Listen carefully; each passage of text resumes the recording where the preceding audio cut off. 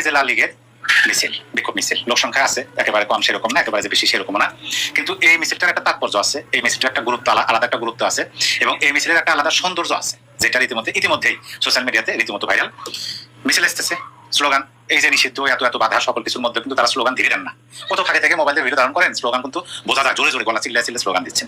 মিছিল আসতেছে, স্লোগানের শব্দ দোকানে বাজতেছে, পাশে রেল লাইন দিয়ে রেল চলে যাচ্ছে, সেই রেল লাইনের শব্দকে উপেক্ষা করে যখন মিছিলের শব্দটা, সেই মিছিলের স্লোগান ওই ট্রেনের উপর থাকা যে যাত্রীদের কানে আসা মাত্রই যাত্রীদের মধ্যে যে বাদভাঙ্গা উল্লাস, আনন্দ, উৎসাহ, উদ্দীপনা এবং সমর্থন, হাত উঁচু করে হাতে তালির মাধ্যমে সমর্থন জানানো এবং উৎসাহ প্রদান করা, সত্যিকার অর্থে এটা নেটিজেনদের নজর কেড়েছে। আমরা প্রথমে সেই মিছিলটি আজকে দেখবো, তারপরে আর বাদ বাকি 3টা মিছিল দেখবো।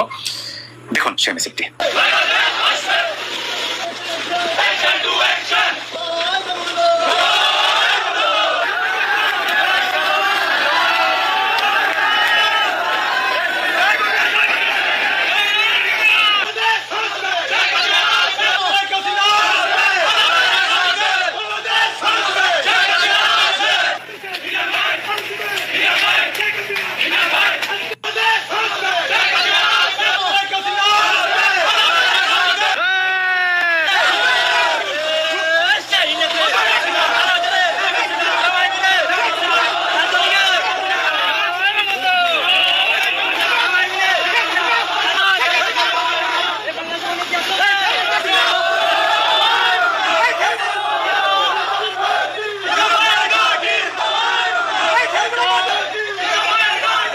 সংগঠন বা আওয়ামী লীগ নাই বাংলাদেশে, এই ধরনের কথাবার্তা আমাদের মিডিয়ায় হরহামেশা আমাদের নেতারা বা আমাদের পলিটিক্যাল যারা নেতা আছেন তারা বলেন।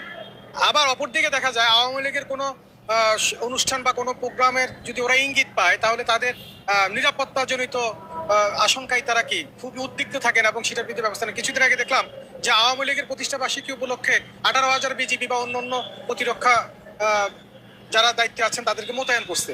এখন আমার প্রশ্ন হচ্ছে, সরকার বলছে যে বাংলাদেশের সকল রাজনৈতিক দল সমানভাবে যাতে অংশগ্রহণ করতে পারে সমস্ত কার্যক্রমে, আমরা সেটাই চাই। আবার তারা আওয়ামী লীগের প্রতিষ্ঠা বার্ষিকী উপলক্ষে আপনার আইন শৃঙ্খলার আওয়ামী লীগের জমিয়া আঁকার মতো এমন কোনো শক্তি আমি দেখি না যে তারা পারবে। সারা বাংলাদেশের 16টি জেলায় আওয়ামী লীগের মিছিল হবো, প্রোগ্রাম হবো, মিটিং হবো, সরকার তার এই বাহিনী দিয়ে মনে হয় না যে কন্ট্রোল করতে পারবে।